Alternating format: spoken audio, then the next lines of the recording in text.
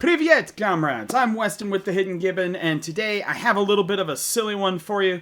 I'm sure you could tell from the giant red thumbnail with me in a Soviet uniform what we're looking at today, and you're probably like, what in the hell is this? Well, just as a disclaimer, yes, I do own a Soviet uniform. Yes, I do own a Mosin Nagant. I collect military antiques. Maybe sometime, if there's enough request for it, I might show a few of the things. But for today, I wanted to kind of make a little bit of a silly themed deck. So what do we have here? We have the Socialist Soviet Republic of Commander. And we could not have a revolution of the proletariat without Zedruu the Greathearted, the master of redistribution of wealth in Magic the Gathering. Who's Zedruu? Zedruu is a 2/4 for one generic, and then a blue, a red, and a white. And at the beginning of your upkeep, you gain X life, draw X cards, where X is the number of permanents that you own that your opponents control. And then you can pay a blue, a red, and a white. And target opponent gains control of target permanent you control. So Zedruu's out here redistributing the wealth, making sure that everybody is being gifted things, from each according to ability to each according to their need. And how are we going to do that? Well, we're going to need a lot of friends and comrades along the way, so let's get right into our creatures, shall we?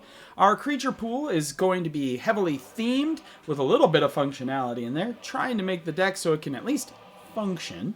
And who do we have? Well, first and foremost, we have Alms Collector. You ever have those greedy halves in your commander decks? And in your games, drawing too many cards? Well, Alms Collector says here, if an opponent would draw 2 or more cards, instead, you and that player each draw a card instead, taxing your opponent and making sure that their wealth is redistributed to you. Then we have Anarchist, for those of you who aren't big students of history, like I am. A lot of socialist causes found themselves allied with anarchists in things like the Spanish Civil War and other such movements. And Anarchist in Magic is a 2/2 for 5, which is, not the best rate in the world. That says when Anarchist comes into play, you may return target sorcery card from your graveyard to your hand. A little bit of spell recursion. Next, we have our Angry Mob for when the ruling class just does not listen long enough. We get to this point. And what is Angry Mob? Angry Mob is a 2+ star and a 2+ star.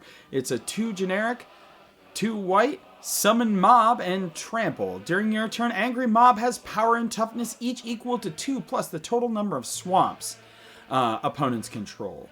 During other turns, Angry Mob has power and toughness of 2/2. Now, I didn't put Urborg into this deck to give everybody swamps, but I could have if I was not going on a budget. But I wanted to make sure that this deck was affordable to the working class, the proletariat, and everybody in between. So we are at 146.76. Or sorry, 146.74. Next, we have Chomeno Revolutionary, because you can't have socialist uprisings without a revolution. And you can't have a revolution without revolutionaries. So, who's Chomeno? Chomeno is a 2/2 for 4, human rebel, and prevent all damage that would be dealt to Chomeno Revolutionary.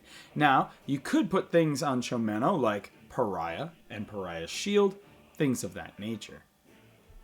Then, we have Deserter's Disciple, another human rebel ally. I'm going to throw this out there. I did have to do some heavy lifting with the Avatar set with their allies, because you're going to need comrades, friends, allies, rebels, all of those along the way to create your wonderful commune. And so Deserter's Disciple is another target creature you control, power 2 or less, can't be blocked this turn. Then we have Enraged Revolutionary, right? He's got Dethrone. Whenever he attacks the player with the most life or tied for the most life, put a 1/1 counter on him. He's going to get big for attacking the halves. Then we have Grand, because you know what? Anybody can be part of the revolution.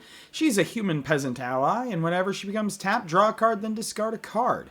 And then non-creature spells you cast cost 1 less to cast as long as there are 3 or more lesson cards in your graveyard. I'm going to give you a spoiler alert. We're not using that second ability on this card. She's in there because she's a human peasant ally and because she loots. Then we have Hakoda, Selfless Commander. Even some of the The soldiers and armies joined the various revolutions throughout history. And Hakoda here is a 3/5 for 3 generic and 1 white with vigilance. And you can look at the top card of your library at any time. You can cast ally spells from the top of your library. And you can sacrifice them. Creatures you control get +0/+5 and gain indestructible until end of turn. Kind of sticking with that theme of, like a defensive war. In World War II, the Soviets were put on the defensive, and pretty much many people sacrificed themselves to protect their country.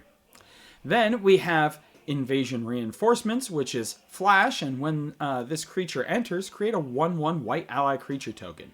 So, it's just a simple little card that shows up, brings some more allies to the field.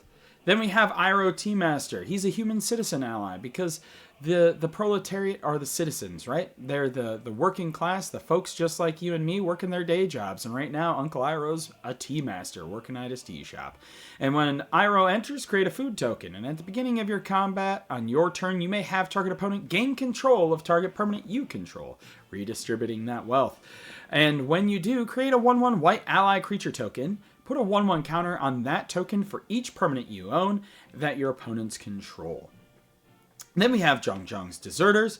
When this creature enters, put a 1/1 counter on target creature you control. Pretty easy, a little 2-drop rebel ally. Then we have Katara, Water Tribe's Hope. She's also a human warrior ally, and she has vigilance. And when Katara enters, create a 1/1 white ally creature token. Then you can waterbend X, and creatures you control have base power and toughness of X and X until end of turn, where X can't be 0, activate only during your turn. And of course, with waterbending, you can tap your creatures, and you can tap your artifacts to be able to help with that. And this is kind of themed where everybody's working together for the common cause. Then we have Kessig Malcontents. They're human warriors or peasants uprising, and when they enter the battlefield, it deals damage to target player equal to the number of humans you control. There's lots of humans in this deck, friends. Then we have Kithkin Rabble. We've got some more villagers rising up. They are a star for 4 vigilance. Kithkin Rabble's power and toughness are each equal to the number of white permanents you control. Then we have Quain, Itinerant Meddler. You got to be able to share the bounties of production here, and so each player may draw a card, and each player who does gains a life. He's a little innocent 2-drop until he's not. Then we have Kyoshi Warriors, again another human ally warrior, and when this creature enters, create a 1/1 white ally creature token. Mentor of the Meek. So you got to have those people to train your army of the proletariat, and that's who Mentor of the Meek is. Whenever another creature you control with power 2 or less enters, you can pay 1, draw a card. Rabble Rouser, Bloodthirst 1, attacking, and you can tap him. Attacking creatures get +X/+0 until end of turn, where X is Rabble Rouser's power. Rowdy Snowballers, so you're going to throw some snowballs at the enemies. When this creature enters, tap target creature an opponent controls and put a stun counter on it. Just because we're having ourselves a socialist utopia does not mean we don't have time for snowball fights. Then we have Shoe Farmer. We have plenty of farmers and peasants and working class folks coming together in this Zedruu deck. And Shoe Farmer says, on your turn, before you attack, you may tap him to gain 1 life. Then we have Shoe Soldier Farmers. So these are farmers who became soldiers. Sorry, comrades, you're going to notice a jump cut there. My daughter ran in for just a quick second.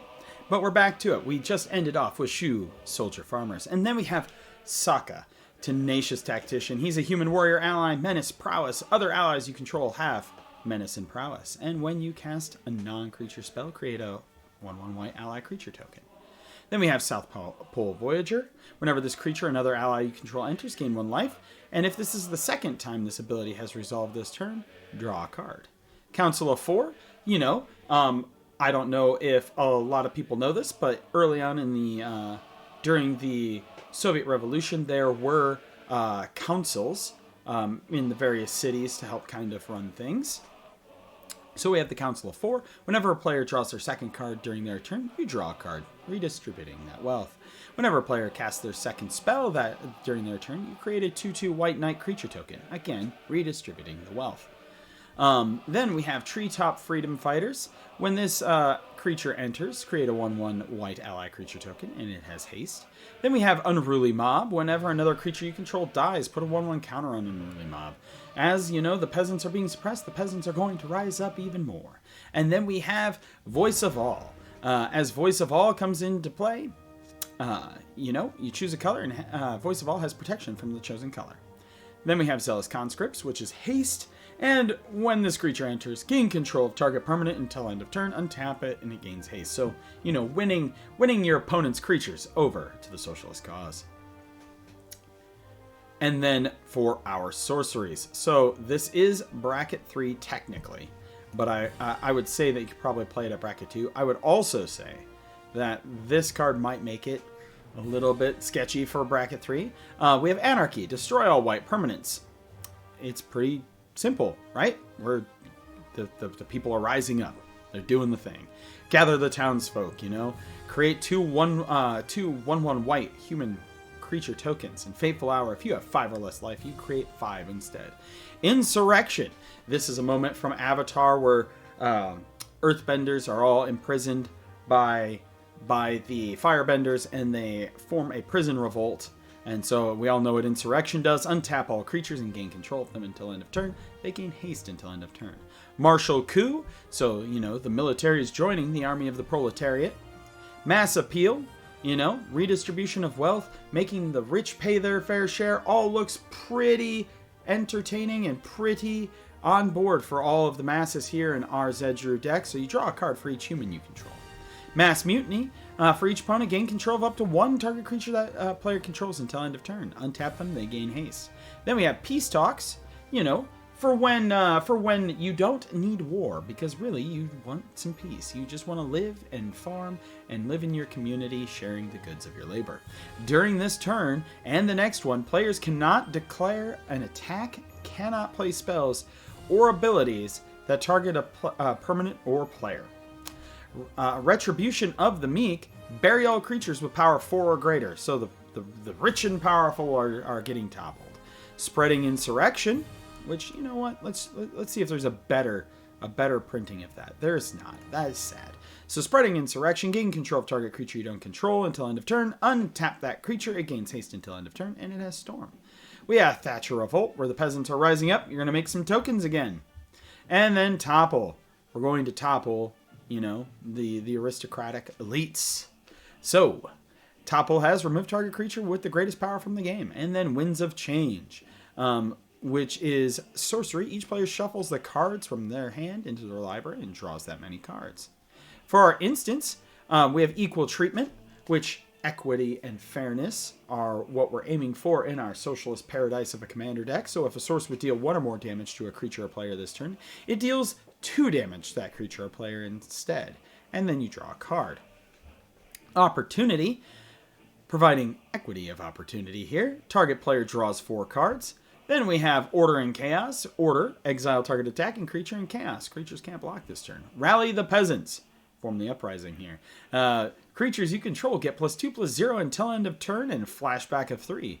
Rouse the Mob. Strive. Rouse the Mob costs 2 generic and a red. More to cast for each target beyond the first. Any number of target creatures get +2/+0 and trample until end of turn. Then we have Swords to Plowshares, sending people out to the farms. And then we have Unified Will, where everybody stands together and counters a spell. For our enchantments, we have Assemble the Legion. So we are assembling our army of the proletariat with this card. It's red and white, taking farmers and turning them into soldiers. We have Call for Unity, which has Revolt at the beginning of your end step. If a permanent you controlled left the battlefield this turn, put a Unity counter on it. Creatures you control get +1/+1 for each Unity counter on it. Collapsing Borders. At the beginning of each player's upkeep, that player gains 1 life for each basic land type among lands he or she controls. Then it deals 3 damage to him or her. So it gains some life and then, shoots some life.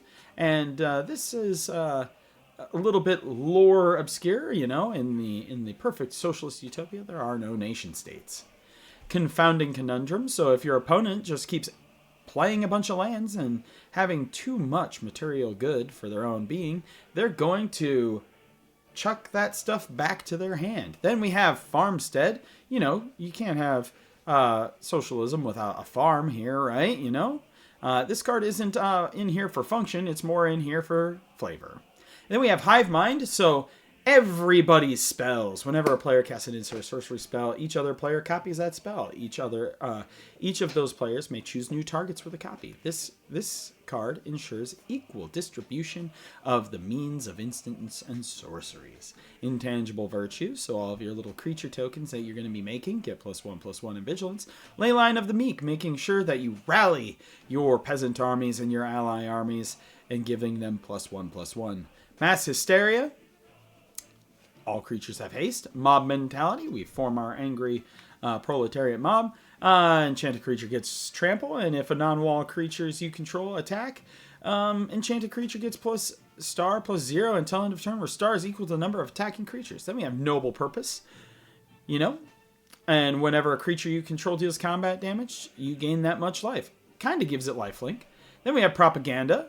We have Reparations, so when the socialist paradise is formed, you know, the rich have to pay their fair share. They have to repatriate those funds back to the working class. And then we have Smothering Tithe. So those who are trying to draw a whole bunch of cards and greedily hoard their wealth have to, in essence, share that wealth or be taxed to do so. For our lands, we have pretty cheap overall lands. I tried to get, we have a pumpkin farm here. Some nice rice farms over here, and a nice little coast. But overall, I thought this was fun. This isn't, please don't take it too seriously, friends. It is me, just, I wanted to do something fun, something flavorful, something a little bit out there compared to what my normal stuff is. But as always, I'm Weston with the Hidden Gibbon. Let me know what you think of this. What you think of this this flavor of deck. If you want to see silly themed decks in the future, I know I did a Halloween one. I did this one here. I probably am going to try to figure out one for Thanksgiving and then other holidays as well. And yeah, let me know in the comments down below. And as always, I'm Weston with the Hidden Gibbon, and I hope you all have a wonderful day.